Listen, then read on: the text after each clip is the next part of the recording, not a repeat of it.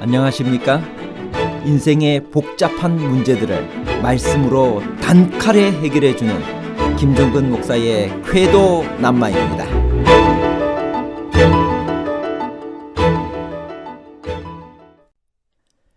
야고보서 1장 17절에는 하나님을 빛들의 아버지라고 부르는 독특한 표현이 나옵니다. 무슨 의미가 있으며 회전하는 그림자란 무엇을 말하는 것일까요? 각양 좋은 은사와 온전한 선물은 우주의 기운으로부터 오나요? 아니면 1월 성신을 창조하신 하나님께로부터 오나요? 우주의 기운과 하나님에 관한 복잡한 문제를 하나님 말씀의 가르침으로 명쾌하게 해결해 드리겠습니다. 빛들의 아버지와 회전하는 그림자란 무엇인가요? 야고보 1장 17절. 온갖 좋은 은사와 온전한 선물이 다 위로부터 빛들의 아버지께로부터 내려오나니 그는 변함도 없으시고 회전하는 그림자도 없으시니라. 여기서 빛들은 하늘의 1월 성신을 가리키는 말입니다.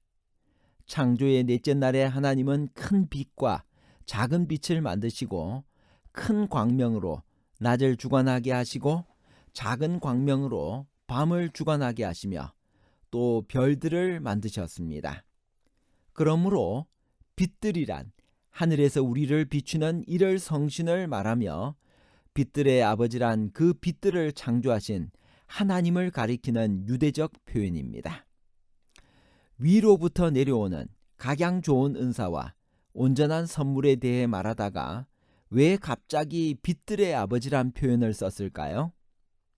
아마도 위로부터 내려오는 각양 좋은 은사와 온전한 선물이 하늘로부터 내려오는 따스하고 빛나는 빛들처럼 느껴졌을 것이고 그 각양 좋은 은사와 온전한 선물의 근원이 하나님이시라는 것을 보여주기 위해 이런 표현을 썼을 것입니다.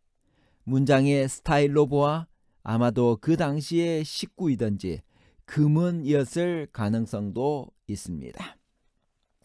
회전하는 그림자도 없다는 말은 무슨 의미이며 빛들의 아버지와는 무슨 관계가 있을까요?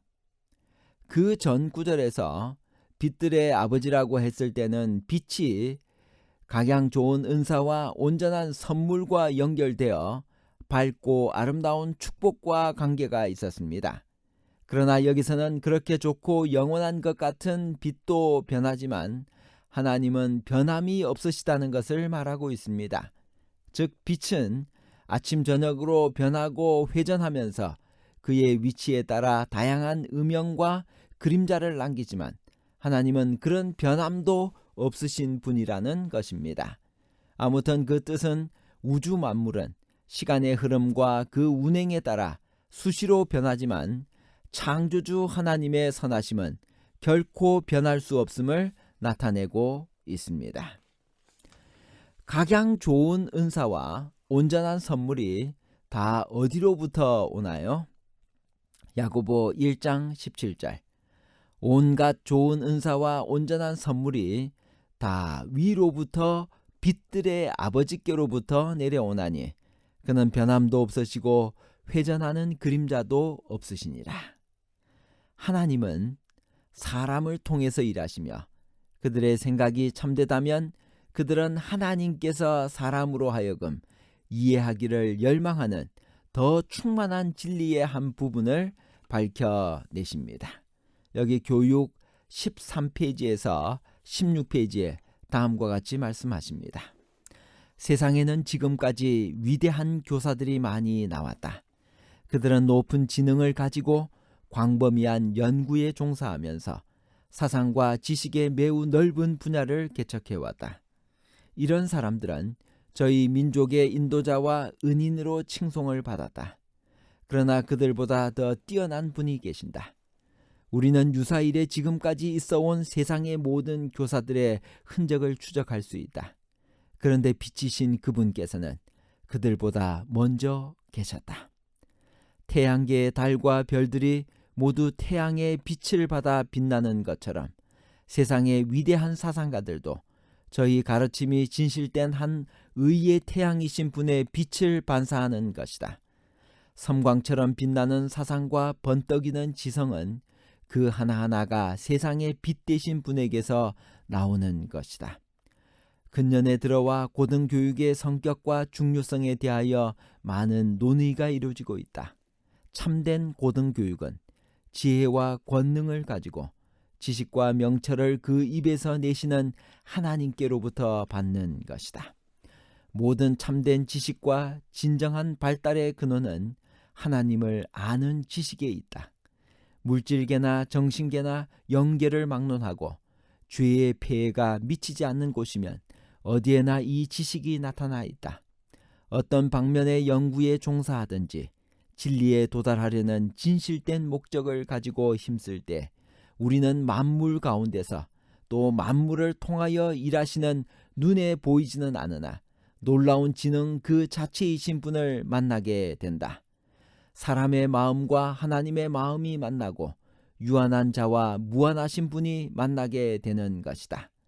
이러한 만남이 지덕체의 발달에 미치는 영향은 실로 헤아릴 수 없이 크다. 이러한 교제에서 최고의 교육이 이루어진다. 이것이 곧 하나님께서 친히 쓰시는 개발의 방법이다. 너는 하나님과 화목하라는 말씀은 사람에 대한 그분의 기별이다. 이 말씀에 제시된 방법들이 인류의 부조들을 교육하실 때 사용하신 것들이다. 하나님께서는 사람이 죄 없는 영광 가운데 있을 때 아담을 거룩한 동산에 두시고 이렇게 교육하셨다. 교육 사업이 함축하고 있는 것을 이해하기 위해서는 사람의 본성과 하나님께서 사람을 창조하신 목적을 생각하여 볼 필요가 있다. 이와 동시에 악에 대한 지식이 세상에 들어옴으로 말미암아 생긴 사람의 상태 변화와 또한 이런 상태에 빠진 인류를 교육시켜 예수님의 영광스러운 목적을 계속하여 달성하시려는 하나님의 계획에 대해서도 생각해 보아야 한다. 아담이 창조주의 손으로 지음을 받았을 때 그의 육체와 지능과 영성은 하나님을 매우 닮아 있었다.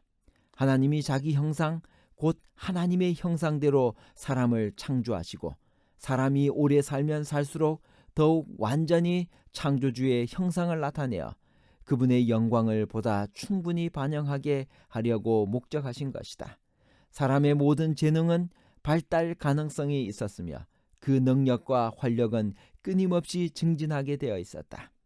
재능의 활용 범위는 광대하였고 연구를 위해 펼쳐진 분야는 놀라웠다. 눈에 보이는 우주의 신비 곧 지혜가 온전하신 자의 기묘한 일들은 사람의 연구심을 불러일으켰다. 창조주와 대면하여 마음을 열어놓고 교제하는 것은 사람에게 있어서 큰 특권이었다. 만일 사람이 하나님께 대한 충성을 변치 아니하였더라면 그 모든 특권이 영구히 사람의 것이 되었을 것이다. 무궁한 시대를 통하여 계속적으로 새로운 지식의 보화를 얻고 행복의 새샘을 찾으며 하나님의 사랑과 지혜와 힘에 대하여 더욱더 밝은 개념을 가지게 되었을 것이다.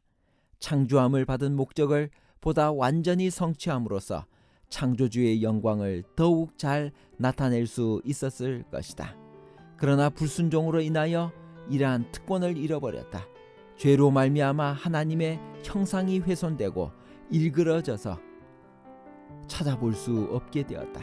사람의 체력은 약해지고 지적 능력은 떨어지고 영적 통찰력은 어두워졌다. 그래서 인간은 결국 죽을 수밖에 없었다. 그러나 인류는 소망 없이 버려지지 않았다. 무한하신 하나님의 사랑과 자비로 구원의 경륜이 세워지고 생명에 대한 유해의 은혜가 주어지게 되었다. 사람을 창조하신 하나님의 목적이 실현되도록 사람에게서 창조주의 형상을 회복시키는 것, 다시 말해 지덕체의 발달을 증진시켜 사람으로 하여금 창조되던 당시에 완전한 상태로 돌아가게 하는 것이 구속 사업이다. 이것은 또 교육의 목적인 동시에 인생의 위대한 목적이기도 하다. 창조와 구속의 기초인 사랑은 또한 참된 교육의 기초가 된다. 사랑은 하나님께서 생활의 지침으로 주신 율법 가운데 명백히 나타나 있다. 크고 첫째가 되는 계명은 내 마음을 다하며 목숨을 다하며 힘을 다하여 뜻을 다하여 주 너의 하나님을 사랑하라는 것이다. 힘을 다하고 마음을 다하고 뜻을 다하여 무한하신 자 전능하신 하나님을 사랑한다는 것은 사람의 모든 능력을 최대한 개발하는 것을 의미한다. 이것은 곧 지덕체를 균형지게 발달시켜 하나님의 형상이 전인적으로 회복되도록 하는 것을 뜻한다. 결론입니다. 첫째, 빗살처럼 하늘에서 내려오는 각양 좋은 은사와 온전한 선물은 일월 성신을 창조하신 하나님께로부터 옵니다. 둘째, 그 일월 성신에는 변화가 올지라도 하나님은 영원히 변함이 없으십니다. 셋째, 각양 좋은 은사와 온전한 선물은 우주의 기운으로부터 오는 것이 아니라 일월 성신을 창조하신 하나님께로부터 옵니다. 감사합니다.